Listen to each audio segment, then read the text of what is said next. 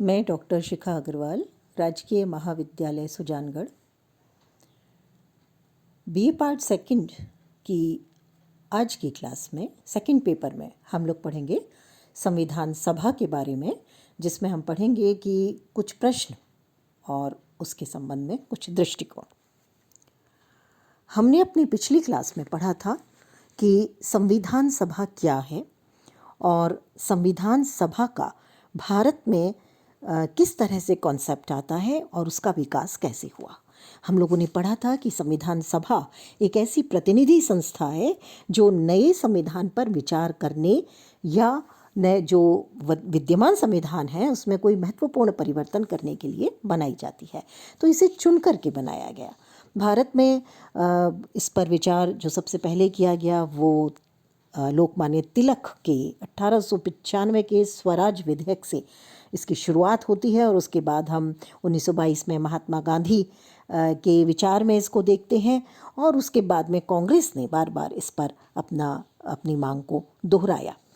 और हालांकि जैसा कि हमने पिछली क्लास में पढ़ा था कि ब्रिटिश सरकार इस बात को स्वीकार करने के पक्ष में नहीं थी, लेकिन राष्ट्रीय और अंतर्राष्ट्रीय परिस्थितियों से मजबूर होकर के उसे अगस्त 1940 में संविधान बनाने के लिए तैयार होना पड़ा और कैबिनेट मिशन के आगमन के बाद भारत में संविधान बनाने की जो योजना थी उसको कार्य रूप में परिणित करना शुरू कर दिया गया।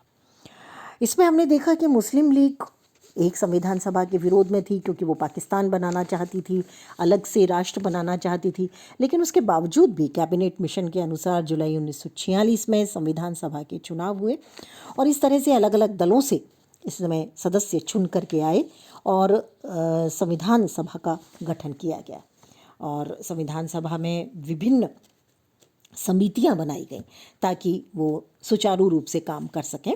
और संविधान सभा का जो गठन हुआ था वो कैबिनेट मिशन योजना के अनुसार हुआ, जिसमें संविधान सभा के सदस्यों का निर्वाचन हुआ।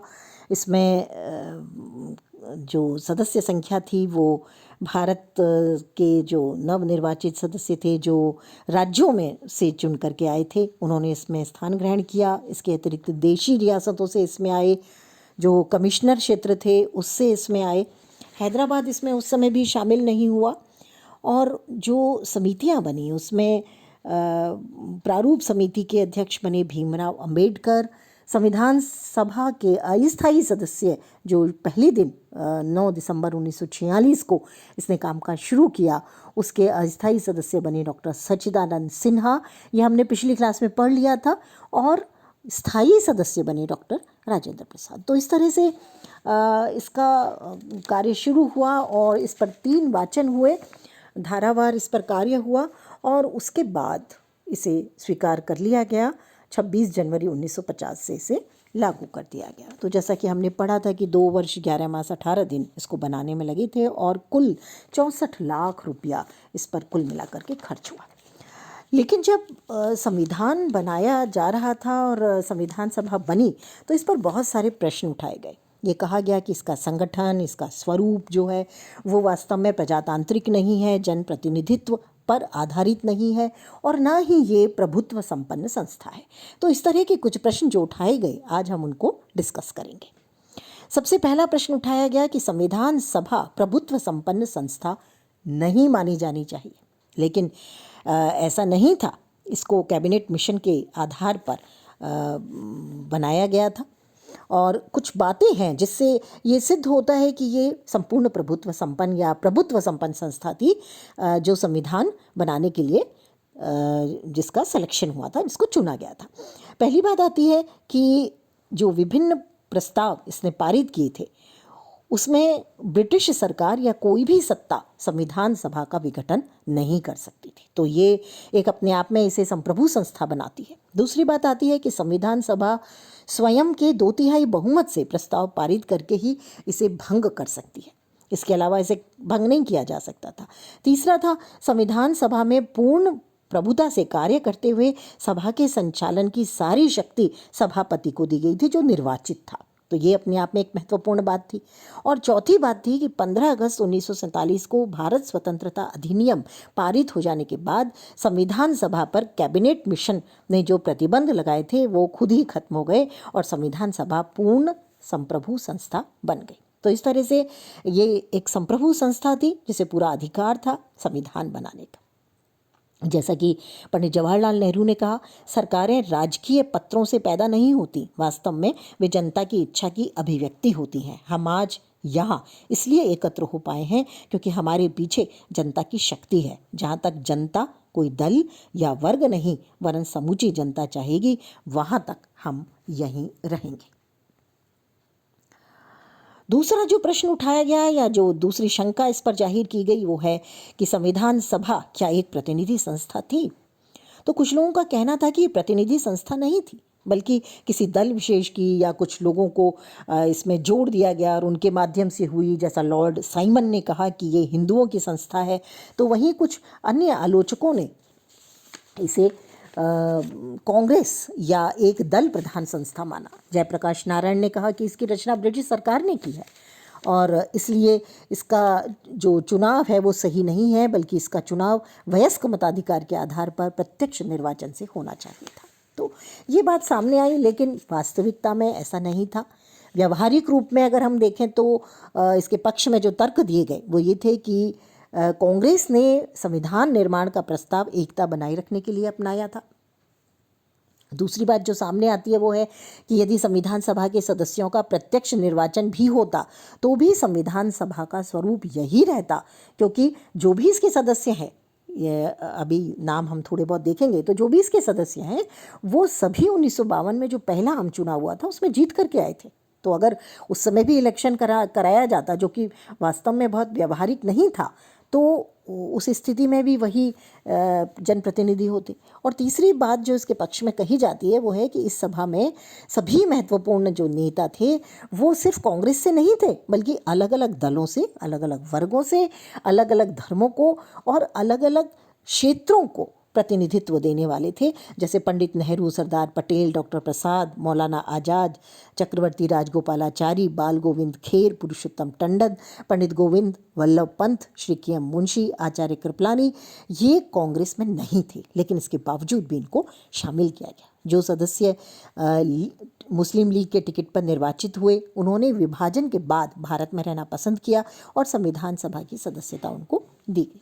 अल्पसंख्यक वर्गों का भी इसमें बहुत प्रतिनिधित्व था। जैसे नेपाली थे इसमें 1, सिख 5 थे, पारसी 3 थे, ईसाई 7 थे, आंग्ल भारतीय 3 थे, पिछड़ी जातियों से 5 थे, अनुसूचित जाति से 33 थे, मुस्लिम 31 थे और हिंदू महासभा से डॉक्टर जयकर और श्यामा प्रसाद मुखर्जी थे। तो इस तरह से अगर हम देखें तो ये जो सवाल उठाया गया कि बिल्कुल गलत है। ग्रेनविल ऑस्टिन का कहना है कि अप्रत्यक्ष रूप से निर्वाचित और इस दृष्टि से भारतीय जनता के प्रति उत्तरदायी न होने पर भी संविधान सभा अत्यधिक प्रातिनिधिक संस्था थी। अगला प्रश्न जो इसमें हमारे सामने आता है कि क्या संविधान सभा में वकीलों का प्रभुत्व था। ये सच है कि इसमें ज़्यादातर वकील थे, लेकिन जो आलोचक कहते हैं वो कहते हैं भारत एक कृषि प्रधान देश है, इसलिए कृषक और मजदूरों को इसमें शामिल किया जाना चाहिए था। लेकिन इसके पक्ष में बहुत से तर्क दिए जा सकते हैं। जो पक्ष में तर्क देते हैं वो ये कहते हैं कि ये आलोचना बिल्कुल बेकार है, क्योंकि संविधान बनाना अपने आप में कोई जानकार व्यक्ति कर सकता है जिसे कानून की पूर्ण जानकारी हो। तो ऐसे में उन्हीं लोगों को इसमें शामिल किया गया था। जैसे प्रारूप समिति के जो सदस्य थे वो बहुत प्रसिद्ध वकील थे। इसके अलावा इनका प्रशिक्षण विधि शासन और सामान्य विधि विषयक धारणा पर आधारित ब्रिटिश न्याय शास्त्र के अनुसार हुआ था। तो ये जो एक शंका है या प्रश्न है, इसको भी बहुत सही कुछ हद तक नहीं माना जाता। और चौथा जो प्रश्न उठाया जाता है वो है कि इस संविधान सभा को कोई लोकप्रिय अनुज्ञप्ति प्राप्त नहीं थी, यानी जनता का पूर्ण समर्थन प्राप्त नहीं था, जनता में लोकप्रिय नहीं था। लेकिन अप्रत्यक्ष रूप पर इसका गठन हुआ, प्रत्यक्ष नहीं था। और जो इसके विरोधी हैं वो कहते हैं कि जनमत संग्रह कराया जाना चाहिए था संविधान बनने पर। लेकिन ये तर्क भी सही नहीं है, क्योंकि उस समय भारत की जो आबादी थी वो 17 करोड़ थी और उनका जनमत संग्रह कराना बहुत आसान काम नहीं था। ये बहुत समय लेने वाला काम था और बहुत ही ज़्यादा जिसको हम कहें कि ये व्यय साध्य भी था, खर्चीला भी था। तो इस तरह से कुल मिलाकर के अगर देखा जाए तो जो शंकाएं थीं, उन शंकाओं को के विरोध में भी बहुत सारे तर्क दिए गए और ये माना गया कि सामान्य तौर पर संविधान सभा एक संप्रभु संस्था थी और जनमत का कोई भी ऐसा वर्ग नहीं था जिसे संविधान सभा में प्रतिनिधित्व नहीं था। संविधान बनाने का कार्य, क्योंकि एक तकनीकी कार्य है, एक जटिल कार्य है, इसलिए उसमें वकीलों को, प्रसिद्ध कानूनविदों को और प्रशिक्षित व्यक्तियों को शामिल किया गया था। अब हम देखते हैं कि संविधान सभा में निर्णय किस तरह से लिया जाता था, किस तरह से काम किया गया, क्योंकि अलग अलग क्षेत्रों से अलग अलग विचारधाराओं के लोग इसमें शामिल थे। तो क्या किसी एक वर्ग विशेष या व्यक्ति विशेष की बात को मानकर कार्य होता था या इसमें निर्णय लेने का कोई और तरीका था? ग्रेनविल ऑस्टिन ने इसे एक श्रेष्ठ प्रणाली माना जो भारत में काम में ली गई और ये 3 बातों पर आधारित थी।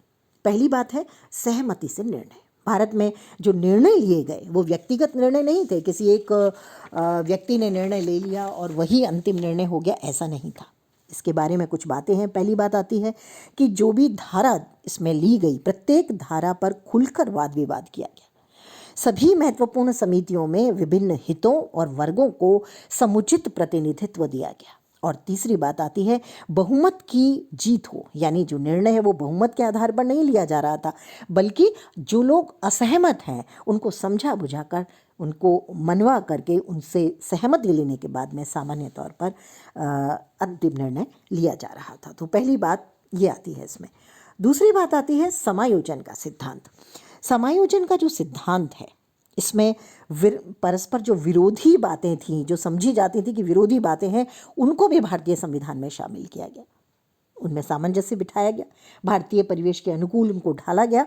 और उनको किस तरह शामिल किया गया, देखिए कुछ प्रमुख बातों को देखते हैं। सबसे पहली बात है संघात्मक और एकात्मक व्यवस्था के बीच सामंजस्य बिठाया गया, क्योंकि भारत एक विशाल राष्ट्र है और अलग अलग इकाइयाँ बनाए बिना भारत में शासन संभव नहीं था। तो उनको शक्ति दी गई, उनको कुछ हद तक स्वायत्तता भी दी गई, लेकिन क्योंकि इतने बड़े राष्ट्र को एक सूत्र में बांध के रखना भी जरूरी था आपातकाल के लिए और अन्य विशिष्ट परिस्थितियों के लिए, इसलिए एकात्मक शासन की व्यवस्था को भी अपनाया गया। तो 2 विरोधी व्यवस्थाओं को एक साथ लिया गया। इसी तरह से केंद्रीय शासन और पंचायत व्यवस्था के बीच भी सामंजस्य बिठाया गया। एक तरफ केंद्र सरकार कानून देती है, दूसरी तरफ स्थानीय स्तर पर पंचायतों का व्यवस्था है हमारे यहाँ, और उनके मध्य सामंजस्य बिठाते हुए शासन किया जाता है। तीसरी जो महत्वपूर्ण बात है वो है एक तरफ गणतंत्र है। गणतंत्र का अर्थ है हम किसी भी बाहरी दबाव से मुक्त हैं और जो हमारा शासक है वो जनता द्वारा चुना हुआ है। दूसरी तरफ हमने राष्ट्रमंडल की सदस्यता ली है। राष्ट्रमंडल जो स्वतंत्रता से पूर्व ब्रिटिश शासन के अधीन राज्यों का मंडल था, हम उसके सदस्य रहे। लेकिन इसका अर्थ ये नहीं था कि हमने गलत बात को सही कहने की कोशिश की या हमने गलत बात को गलत नहीं कहा। भारत ने अपनी स्वतंत्रता को हमेशा बनाए रखा। तो ये भी एक महत्वपूर्ण बात है जो निर्णय लेने की प्रक्रिया में आता है। तीसरी बात आती है परिवर्तन के साथ चयन की कला, यानी भारत ने जो ब्रिटिश शासन था, ब्रिटिश रूल था, ब्रिटिश कानून था, उसमें परिवर्तन किया।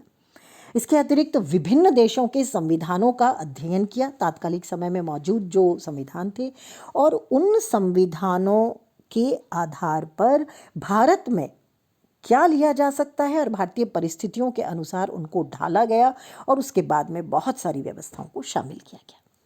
तो इस तरह से कुल मिलाकर के जो भारत का संविधान है वो परिवर्तन के साथ चयन की कला के साथ आगे बढ़ा और इसीलिए बहुत सारी चीज़ें हमने विभिन्न देशों से ली। हम अगर देखें कि संविधान के स्रोत के रूप में हमने कहाँ से क्या लिया तो हम देख सकते हैं ब्रिटेन से हमने संसदीय शासन विधि ली। विधि का निर्माण कैसे किया जाए, ये विधि निर्माण की प्रक्रिया ब्रिटेन से ली गई। एकल नागरिकता और द्विसदनीय व्यवस्थापिका, ये हमने लिया ब्रिटेन से, क्योंकि भारत में संघात्मक व्यवस्था है लेकिन इसके बावजूद हमने एकल नागरिकता का विचार लिया। और वो इसलिए लिया ताकि भारत जो एक विशाल राष्ट्र है उसकी एकता को बनाए रखा जा सके। संयुक्त राज्य अमेरिका से हमने ली संविधान की प्रस्तावना, मौलिक अधिकार का विचार, न्यायिक पुनरावलोकन, न्यायपालिका की स्वतंत्रता, सर्वोच्च न्यायालय का गठन और उसकी शक्तियां, राष्ट्रपति पर महाभियोग लगाने की का तरीका और उपराष्ट्रपति का पद। ये चीज़ें हम लोगों ने संयुक्त राज्य अमेरिका से ली और अपने भारतीय परिवेश में उसको ढाला। कनाडा से संघात्मक व्यवस्था, अवशिष्ट शक्तियां केंद्र के पास रहेंगी, ये विचार हमने कनाडा से लिया। और राज्यपाल की नियुक्ति केंद्र द्वारा होगी, इसको भी हमने कनाडा से लिया। आयरलैंड से नीति निदेशक तत्व, राष्ट्रपति का निर्वाचन, उच्च सदन के सदस्यों को मनोनीत करने का जो प्रावधान है, ये भी हमने आयरलैंड के संविधान से लिया और उसे भारतीय परिवेश में ढाल लिया। जर्मनी से आपातकालीन उपबंध लिए, तो ऑस्ट्रेलिया से संविधान की प्रस्तावना की भाषा, समवर्ती सूची और केंद्र राज्य संबंध को लिया। फ्रांस से गणतंत्र का कॉन्सेप्ट लिया, जिसे हमने भारतीय परिवेश में ढाला, और रूस से मौलिक कर्तव्यों का प्रावधान लिया। तो इस तरह से कुल मिलाकर के जो भारतीय संविधान है उसके बारे में, संविधान सभा के बारे में जो विभिन्न प्रश्न उठाए गए और ये कहा गया कि इसमें किस तरह से निर्णय लिए गए थे, आज के लेक्चर में हमने इसको डिस्कस किया है। और इसके आधार पर हमने जानने का प्रयास किया कि भारतीय संविधान जो है वो पूरी तरह से भारतीय परिवेश में बनाया गया है। अगली क्लास में हम लोग पढ़ेंगे भारत शासन अधिनियम 1909। आज के लिए इतना ही।